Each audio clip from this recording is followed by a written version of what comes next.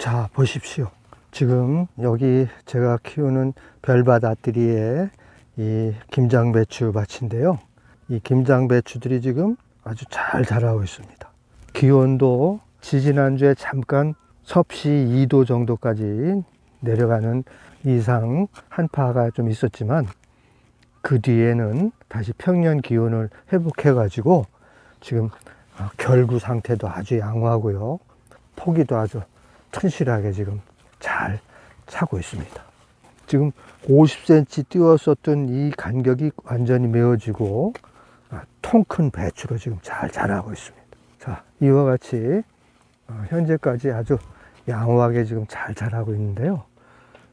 이대로 이제 약 보름 정도만 이제 잘 관리해주면 다음 달 중순 11월 15일에 김장 담그는데 아주 좋은 그런 김장 재료가 될 것 같습니다. 김장무 역시 그동안 웃거름을 질소질 성분의 깻묵 발효액비와 칼슘 영양제 이것을 번갈아서 각각 2회씩 CC해 주었는데요. 기대했던 이상으로 지금 무가 지금 잘 자라고 있는 상태입니다. 자, 보십시오. 이와 같이 아주 양호한 크기로 지금 잘 자라고 있습니다. 길이가 한 뼘 이상 되기 때문에 올해는 유난히 김장무도 지금 굵고 아주 싱싱하게 잘 자라고 있는 상태입니다. 안녕하세요. 취미농부 드래곤입니다. 오늘이 10월 31일이 10월의 마지막 날이네요. 이제 하루만 지나면 11월로 접어드는데 11월은 겨울을 준비해야 되는 그런 시기입니다. 여기 양평은 특히 겨울에 영하 20도가 넘는 혹한으로 아주 유명한 곳입니다.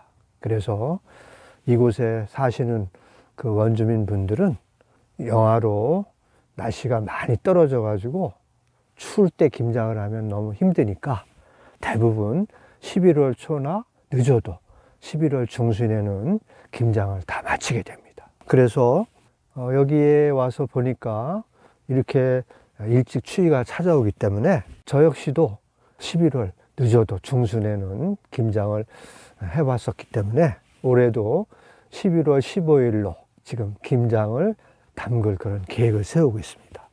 지금 보시는 것처럼 여기 지금 그동안에 김장배추와 무가 잘 자라서 현재로서는 우량 김장감으로 손색이 없습니다.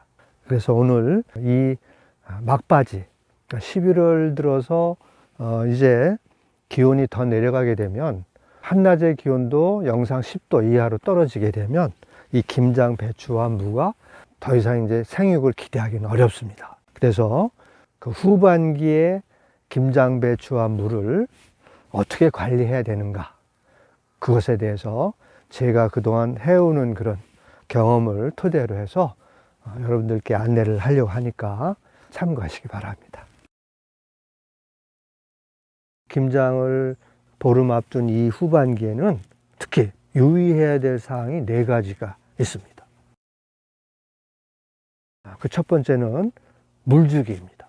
9월 말부터 10월 하순까지 한참 이 생육기에는 물을 많이 필요로 하는 시기이기 때문에 배추 이파리가 이렇게 시들어서 늘어졌다라는 느낌이 들면 충분히 물을 공급해 줬습니다. 이제는 그렇게 해주면 안 됩니다. 수확기에는 물을 많이 주게 되면 자칫 밑둥이 썩어서 이 포기까지 썩어 들어가는 무름병에 걸릴 우려가 많습니다. 무슨 말씀이냐면 생장에 적당한 온도는 이제 조성되지 않고 한낮의 기온도 영상 10도 이하로 떨어지게 되는데, 그러면 생장이 서서히 이제 더 이상 성장을 하지 않는 그런 시기인데 물을 많이 공급해 주면 결국 그게 과습이 돼 가지고 배추 밑둥이 썩어서 그게 또 포기까지 썩는 영향을 주게 됩니다. 설령 배추 밑둥이 썩는 일은 없다 하더라도 이 김장 배추와 물을 기르는 이 후반기에 지나치게 물을 많이 공급해주면 필요 이상의 물은 결국 과습이 돼서 녹균병이라든지 무름병이라든지 이러한 병해를 입게 되는 것은 필연적이고, 설령 그러한 병해를 입지 않는다 하더라도 물을 많이 빨아들인 이 배추가, 이 배추 속잎까지 물이 많이 저장이 되면 그게 결국 이 배추 이파리의 조직이 단단하지 못하고 물렁물렁한 상태가 됩니다. 그러면 그러한 배추를 김장을 담갔을 때는 배추 조직이 단단하지 못하고 흐물흐물하니까 아삭한 맛도 없게 됩니다. 그리고 자칫 김장을 담갔을 때 쉽게 김장이 물러지게 됩니다. 결국 맛없는 김치가 되고 실패한 김장이 되는 것이죠. 그렇기 때문에 수확을 앞둔 최소한 2주 전에는 물 공급을 최대한 줄이고, 그래서 저는 오늘 이후로는 더 이상 이제 물을 주지 않을 그런 계획입니다. 혹시 수확을 앞뒀는데 중간에 비가 많이 온다 이런 일기예보가 있으면 빨리 여기다 비닐을 덮어줄 그런 계획입니다. 두 번째로 말씀드릴 것은 이제 거름주기에 대한 것입니다. 이제 김장배추와 무는 11월에 접어들어서 온 기온이 내려갈수록 이제 생육에 적당한 그런 기온이 이제 조성되지 않기 때문에 얘네들도 스스로 이제 더 이상의 생장을 멈추게 됩니다. 더 이상 생장을 하지 않고 얘네들 나름대로 이제 몸을 사리면서 어떤 결실을 하려고 하는 이때에 필요 없이 여기에다가 웃거름을 계속 주게 되면 어떻게 되겠습니까? 그 거름의 효과도 없을 뿐더러 지나친 거름은 오히려 특히 질소질 성분, 요소 같은 이런 질소질 성분을 계속해서 주게 되면 그게 과잉이 돼가지고 이 배추잎에서 맛이 쓴맛이 납니다. 무도 마찬가지예요. 무 뿌리를 먹었을 때 아삭하고 달짝지근한 그런 맛이 참 중요한데 맛있죠. 특히 이 김장무의 식감이 아삭하고 단단하면서 달짝지근한 맛이 납니다. 그런 맛이 떨어지고 배추나 무가 쓴맛이 납니다. 그렇기 때문에 후반기에서는 더 이상 이제 물도 필요 없지만 웃거름을 필요 이상으로 주시게 되면 쓴맛이 난다. 그런 점을 꼭 염두에 두시고 더 이상 이제 웃거름 주기는 이제 하지 않으시는 게 필요합니다. 혹시 날씨가 11월에 접어들어서도 한낮의 기온이 18도 올라가지고 생장할 수가 있다면 늦게 심은 그런 김장배추와 무에는 웃거름을 주셔도 무방합니다. 하지만 이미 충분히 자라서 결구도 제대로 다 이루어지고 무뿌리도 충분히 자란 상태의 김장배추와 무에는 더 이상 이제 웃거름은 필요 없다. 그런 말씀을 드리는 겁니다. 후반기 관리에서 세 번째로 중요한 것은 바로 병충해 문제입니다. 수확하는 날까지 신경을 써야 되는데요.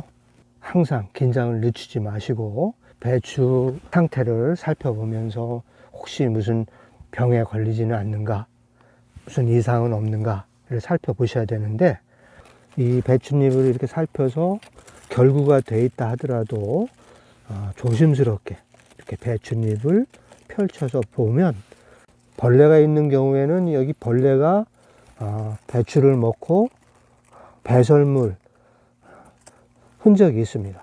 그 배설물 상태를 보고 이 결구된 이 속잎을 이렇게 펼쳐서 속잎까지 뒤져가지고 배추가 특히 거세미, 나방, 애벌레 이런 그 해충은 속잎까지 뚫고 들어가서 속에 있는 이 배추 노란 고갱이까지 파먹어가지고 분탕질을 치는 경우가 있습니다.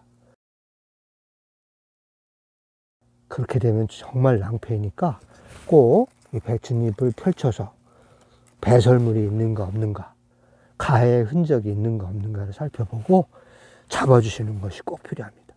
저 같은 경우는 이제 친환경으로 농약을 치지 않고 지금까지 길러왔기 때문에 이 배추를 특히 애지중지해서 이상이 없는지를 살펴보고 초기에 배추벌레를 많이 잡아줬기 때문에 지금까지 뭐 결구된 이후에는 그런 이상 증상이 나타나지 않아서 천만다행입니다만은 사정상 매일 그렇게 확인하시기 어려운 분들은 한번 이렇게 확인하실 때 철저하게 확인하시는 것이 필요합니다.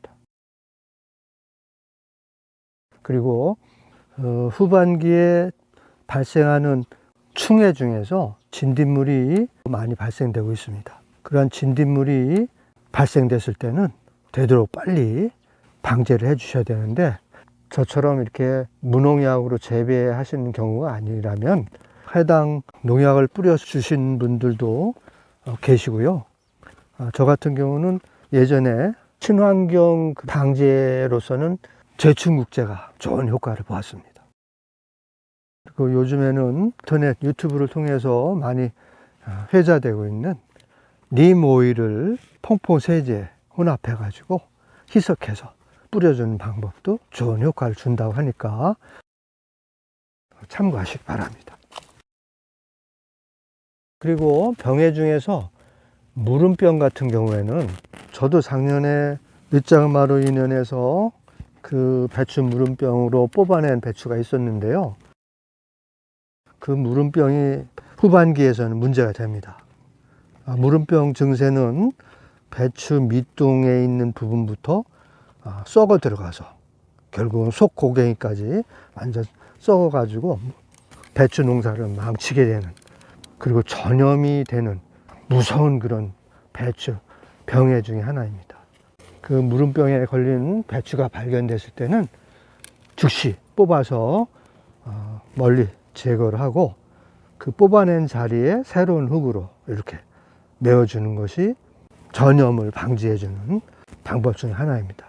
그리고 저 같은 경우에는 작년에 그 모주싹을 뿌려가지고 그 무름병 예방하는데 아주 효과를 보았다는 점을 참고로 말씀드립니다. 후반기 관리에 이제 끝으로 말씀드릴 것은 월동 대책입니다. 11월로 접어들어서 이제 겨울이 시작되는데 이제 11월 초, 중순 또는 하순 이렇게 점점 갈수록 기온이 점점 내려가서 월간 예보로 보면 11월 이제 중순이 지나면 영하의 날씨로 떨어진다고 합니다. 이렇게 영하의 날씨가 찾아왔을 때 김장 배추와 물을 어떻게 관리해야 되는가, 이게 끝으로 남은 중요한 관건입니다. 저처럼 11월 중순에 김장을 하려고 계획하고 있는 사람들은 서둘러서 김장을 하면 되지만, 혹시 11월 하순이나 12월 달에 김장을 하려고 계획하신 분들은 영하의 날씨가 되었을 때 이 김장 배추와 물을 어떻게 할 것인가, 아주 매우 중요한 일입니다. 그 월동 대책 중에서 김장 배추에 대해서 궁금해 하시는 분들이 의외로 많습니다. 날씨가 이제 점점 쌀쌀해지고 영하의 날씨에 가까워지면 흔히들 하시는 것이 김장 배추를 집이나 끈으로 묶어준다. 예전부터 우리 조상님들은 그렇게 해왔으니까 부모님들이 하시는 걸 보고 기억나시는 분들은 그렇게 해주시려고 합니다. 그래서 텃밭 채소 기르는 경험이 부족하신 분들일수록 이거 어떻게 해야 되느냐, 그런 그 문의를 많이 하시는데요. 결론적으로 말씀드리면 김장 배추는 영하 8도까지는 속잎이 얼지 않기 때문에, 그리고 요즘 그 나오는 이 김장 배추 품종들은 잎다리가 안으로 오므라들면서 감싸주는 결구 현상을 스스로 갖고 있습니다. 그렇기 때문에 김장 배추를 따로 묶어줄 필요는 없습니다. 그러면 영하 8도까지는 견딘다고 했는데 뭐 영하 10도 막 이하로 더 떨어진다, 그런 경우는 어떻게 해야 되느냐, 또 그런 질문이 많이 있습니다. 그런 경우에는 속잎이 얼지 않도록 구워주시거나 아니면 저 같은 경우에는 비닐을 이렇게 덮어준 적이 있습니다. 김장무는 김장 배추와 또 다릅니다. 김장무는 추위에 약합니다. 특히 무뿌리가 영하의 날씨가 되면 얼어가지고 푸석푸석해지게 됩니다. 그러면 김장감으로서 아삭한 맛이 떨어져요. 그렇기 때문에 영하의 날씨가 된다, 그런 예고가 나오면 빨리 비닐을 덮어서, 비닐 한 장은 약 6도 정도의 보온 효과가 있다고 합니다. 그러니까 비닐을 이렇게 덮개를 씌워서 보온을 시켜주거나 아니면 미리 뽑아서 실온에 보관하셨다가 김장을 담그시는 것이 바람직한 방법입니다. 이상과 같이 후반기에 접어들었을 때 김장배추와 무를 어떻게 관리해야 되는가, 그 부분에 대해서 말씀을 드렸습니다. 여러분들께서 기왕에 지금까지 정성을 들여서 이 김장배추와 무를 기르셨는데 끝까지 잘 관리하셔가지고 애써서 키운 이 김장배추와 무가 우량 김장감으로 수확을 해가지고 맛있는 김장을 담그시기를 여러분들께 권유드리면서 오늘의 영상 이상을 마치겠습니다.